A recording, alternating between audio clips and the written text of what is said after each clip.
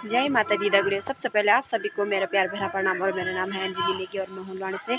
आज की ब्लॉगिंग की शुरुआत हो रही है 12 बजे से और आज है हमारा कुछ स्पेशल प्रोग्राम और आज है हमारे गांव में हो रहा मेला और हम उसमें प्रतिभाग ले रहे हैं और आप देखते रहे और कैसे करते हैं और कौन किस में बनाते हैं।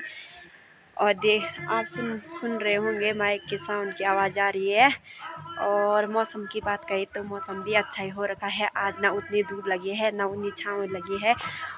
और अभी जो मेरे दगड़िया लोग थे वो अभी नहीं आए और मैं हो चुकी हूँ तैयार। थोड़ा बहुत जैसे भी हो रही हूँ, थोड़ा थोड़ा हो चुकी हूँ। अब बने रहे मेरे साथ, दिखाती हूँ मैं आपको। तो मैं हो चुकी हूँ तैयार और ऐसा है हमारा कुछ पहाड़ी लुक।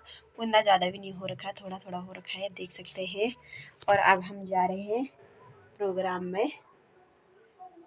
उतनी अच्छी तो नहीं लग रही, देख लिया मैंने, कोई बात नहीं, चलते हैं ऐसा। तो आज हम जा रहे हैं भगवती के भेंट करने के लिए और हमारे गांव में आ चुकी है भगवती।